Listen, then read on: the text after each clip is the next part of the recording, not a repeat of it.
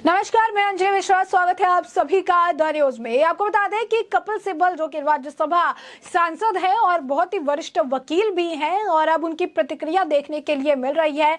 आजम खान के यहाँ जिस तरीके से आयकर की रेड हुई है, आयकर विभाग ने आज छापेमारी की है और जिस तरीके से ईडी द्वारा अभिषेक बैनर्जी को समन भेजा गया है, दोनों पर उन्होंने अपनी प्रतिक्रिया जाहिर की है और काफी कुछ कहते नजर आए जो है कपिल सिब्बल। क्या कुछ कह रहे हैं वो विस्तार से समझिए। तो आपको बता दें कि टीएमसी के नेता अभिषेक बैनर्जी को ईडी के नोटिस और जो है समाजवादी पार्टी के नेता आजम खान के घर छापेमारी पर राज्यसभा सांसद कपिल सिब्बल ने कहा कि उनकी सोच है कि किसी भी तरह से विपक्ष को कुचल दिया जाए। मैं पूछना चाहता हूं कि ईडी का नोटिस क्यों आता है? समन्वय समिति की बैठक वाले दिन हो, क्या 2 दिन बाद नहीं दी जा सकती? ईडी भी राजनीतिक सोच के साथ आगे बढ़ रही है।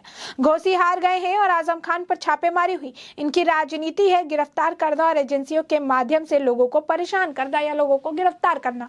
तो आप देखिए कि कपिल सिब्बल जो है यहाँ पर बयानबाजी कर रहे हैं। कपिल सिब्बल को काफी ज्यादा परेशानी है, जहाँ पर वो कह रहे हैं कि हमेशा जो है पॉलिटिकल राजनीतिक सोच के साथ जो है ईडी आगे बढ़ती है और इस तरीके की कार्रवाइयों को अंजाम दिया जाता है।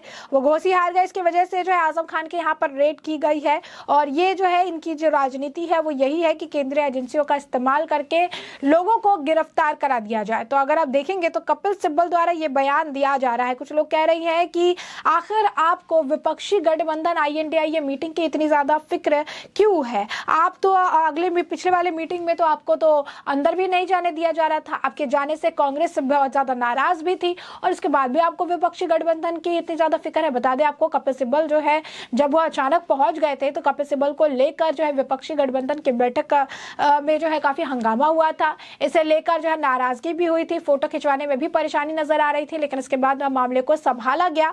अखिलेश यादव भी थे, उसके बाद राहुल गांधी ने भी कहा कि उन्हें कोई आपत्ति नहीं है फोटो खिंचाने में। उसके बाद मामला संभला, नहीं तो मामला खराब हो गया था और कपिल सिब्बल बिनबुलाए मेहमान थे। लेकिन इसके बावजूद इतनी बेइज्जती हो जाने के बाद भी कपिल सिब्बल जो है वो टस से मस होते हुए नजर नहीं आ रहे हैं और अब इस पूरे मामले पर अपनी प्रतिक्रिया देते हुए नजर आ रही हैं और ये कह रही है कि केंद्रीय जांच एजेंसियों का इस्तेमाल करके विपक्ष की मीटिंग के समय बुलाया जा रहा है, ये गलत है, ये चीजें नहीं होनी चाहिए। कुछ लोग कह रहे हैं कि आपको थोड़ा और जो है रोना चाहिए। कुछ लोग ये कह रहे हैं कपिल जी आप तो कांग्रेस के खिलाफ में थे, आपने हमेशा जो है कांग्रेस के लीडर्स के खिलाफ बोला है। आपने कहा था कि मोदी जी अटेंशन नहीं करते हैं, फिर आपको फिर विपक्षी अलायंस में तो कभी एक्सेप्ट भी नहीं करेंगे, फिर आपको आखिर किस बात की इतनी तकलीफ है? कुछ लोगों ने कहा कि आखिर कर्नाटक में कांग्रेस की सरकार क्या कर रही है आपको पता है? और इसी तरीके से लोग जो है लगातार उनसे पूछ रहे हैं कि आखिर कपिल सिब्बल को इतनी परेशानियां हैरानी क्यों है?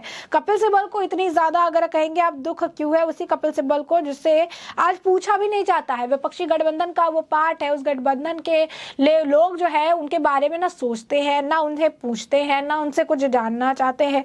तो कपिल सिब्बल के हालात ऐसे हैं कि ना उन्हें यहाँ पूछा जाता, ना उन्हें वहां पूछा जाता, लेकिन वो लगे पड़े हैं कि किसी भी तरीके से जो है विपक्ष के साथ उनकी एक का समन्वय बनी रहे और इसी वजह से उन्हें तकलीफ भी हो रही है। अब बात करते हैं, आपको बता देते हैं आजम खान के यहाँ पर जो जिस रेड की वो बात कर रही है, तो आजम खान के यहाँ पर 30 से ज्यादा ठिकानों पर आयकर विभाग द्वारा छापेमारी की गई थी। छापेमारी जो की गई इसके पीछे का कारण था टैक्स चोरी। आयकर विभाग ने छापेमारी की थी, टैक्स चोरी से जुड़ा मामला था, एक ट्रस्ट से जुड़ा मामला था। 2019 में किसानों की जमीन को गलत तरीके से हड़प कर ट्रस्ट का निर्माण किया गया। उसके बाद इसमें भी अनियमितताओं का मामला सामने आया, जिसे लेकर इसके डॉक्यूमेंट्स निकालने के लिए, सारी चीजें खंगालने के लिए ये आयकर विभाग द्वारा छापेमारी की गई। वहीं दूसरी तरफ अगर हम आपको बता दें अभिषेक बैनर्जी की, तो अभिषेक बैनर्जी के लिए भी उन्हें बहुत ज्यादा जो है तकलीफ हो रहा है, या अभिषेक बैनर्जी के लिए कह रहे हैं कि ईडी ने उन्हें समन जारी कर दिया है या नोटिस जारी किया है, बैठक वाले दिन पेश होने के लिए कहा है। तो इसके बारे में भी हम आपको बता दें हाल ही फिलहाल में जो है INDIA गठबंधन के एक और आप जो है बता दें कि मीटिंग होने वाली है और मीटिंग होने से पहले ही अभिषेक बैनर्जी को बड़ा झटका लग गया है, क्योंकि टीएमसी के महासचिव अभिषेक बैनर्जी को 13 सितंबर को, यानी अगर कहेंगे आज का डेट दिया गया था, ईडी के समक्ष पेश होने के लिए कहा गया था। पार्टी के विश्वास सूत्र ने कहा कि इसकी पुष्टि जो है होगी, नाम न छापने की शर्त पे भी काफी कुछ जो है कहा गया था। उसके बाद आपको बता दें कि जो है उनकी तरफ से ये कहा गया था कि ईडी के सामने पेश होंगे, क्योंकि उनसे सवाल जवाब करने हैं। अभिषेक बैनर्जी पार्टी के दूसरे नंबर के नेता माने जाते हैं, क्योंकि ममता बनर्जी के बाद अभिषेक बैनर्जी हैं जिनकी इतनी पकड़ मजबूत है पार्टी पार्टी में। और ऐसे में तृणमूल नेता ने सोशल मीडिया पर ये जो है पोस्ट डाला था कि केंद्रीय जांच एजेंसी पूछताछ के लिए उन्हें बुला रही है और उन्हें नोटिस भेजा गया है। दिल्ली में 13 सितंबर को जो है आज समन्वय समिति की पहली बैठक होनी है और उसमें वो सदस्य भी है। तो उन्होंने कहा था कि मैं सदस्य हूं, लेकिन ईडी ने मुझे उसी दिन के समक्ष पेश होने का नोटिस जारी किया है। स्कूल में नौकरी घोटाले के संबंध में शहर में lips and brown private limited के कार्यालय में छापेमारी की थी। कुछ सप्ताह बाद सांसद को समन जारी किया गया था। ईडी ने दावा किया कि बनर्जी कंपनी के मुख्य कार्यकारी अधिकारी रहे हैं। तो अब देखिए कि एक और इसमें भी मामला जुड़ा है, तो क्योंकि बंगाल में भी कई सारे मामले सामने आ रहे हैं, कोयला घोटाला, कोई और मामला, कभी कोई और घोटाले का मामला,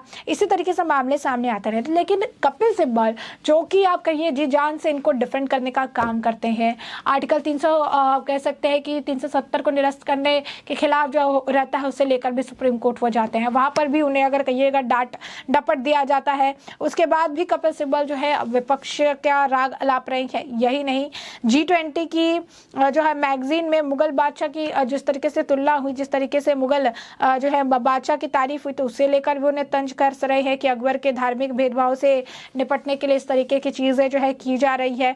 तो IT रेड पर भी उन्हें तकलीफ है और उसके बाद मन की बात को लेकर भी चीजें कह रहे हैं। यानी एक के बाद एक कई सारे बयान जो है कपिल सिब्बल द्वारा दिए जा रहे हैं और उनके बयान के पीछे का कारण जैसा कि हमने आपको आज सुबह ही कहा था कि जब इस तरीके की प्रतिक्रियाएं आएंगी, क्योंकि इस जब भी ईडी, IT या CBI की छापेमारी पड़ती है तो पूरा विपक्ष जो है वो एकजुट हो जाता है, एक साथ हो जाता है और यही इनका काम है, एक साथ चलना, एक साथ मिलकर जो है चीजें, अगर आप कहेंगे जब ईडी या फिर CBI की कार्रवाई होती है तो उसके खिलाफ बोलना। और इसी वजह से ये गठबंधन भी एक साथ है, किसी लोकतंत्र को बचाने के लिए नहीं, खुद को बचाने के लिए, CBI, ईडी और आयकर विभाग की नजरों से खुद को बचाने के लिए, खुद को सेफ करने के लिए, क्योंकि जो घोटाले इन्होंने किए हैं वो उजागर ना हो जाए। तो ममता बनर्जी के भतीजे पर ईडी का शिकंजा और कपिल सिब्बल को जो है इससे काफी ज्यादा तकलीफ हो रही है। ईडी के ताबड़तोड़ एक्शन से विपक्ष जो है अब धाराशाही हो रहा है। अगर आप देखेंगे तो ईडी है, एक तरफ आयकर विभाग है, एक तरफ ईडी समन जारी कर रही है, एक तरफ आयकर विभाग जो है उनके द्वारा चीजें कही जा रही है और ये सभी चीजें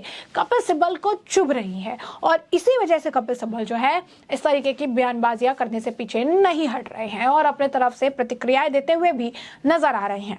तो ऐसे में आप देखिए कि कपिल सिब्बल द्वारा बयान दिया गया है जहां पर वो कह रहे हैं कि किस तरीके से जो है ऑपोजिशन को, वो कह रहे हैं कि इनका काम है ऑपोजिशन को दबाना, उन्हें क्रश करना, ये चाहते हैं कि ऑपोजिशन को कुचल दे। उन्होंने कहा कि मैं ईडी से पूछना चाहता हूं कि उन्होंने जिस दिन कोऑर्डिनेशन कमेटी की मीटिंग होने वाली थी उसी दिन का नोटिस क्यों अभिषेक बैनर्जी को जो है दिया है, उससे 2 दिन बाद का नोटिस नहीं दिया जा सकता था। ईडी जो है वो भी पॉलिटिकल थिंकिंग के साथ आगे बढ़ रही है और जिस चूंकि वो गोची में चुनाव हारे हैं इस वजह से आजम खान के यहाँ पर भी आयकर विभाग की रेड हो रही है और इनकी जो राजनीति है ये राजनीति इसी पर आधारित है कि लोगों को गिरफ्तार करो, उनकी आवाज को दबा दो ताकि किसी तरीके की कोई और बातें ना उठे। तो अब देखिए कि कपिल सिब्बल द्वारा बयानबाजी की जा रही है, विपक्ष के समर्थन में बोल रहे हैं और सरकार के खिलाफ बोल रहे हैं और ईडी को लेकर एक बार फिर विपक्ष द्वारा बयानबाजियां शुरू हो गई है क्योंकि अब कार्रवाई जो है लगातार हो रही है, चाहे ईडी हो, आयकर विभाग हो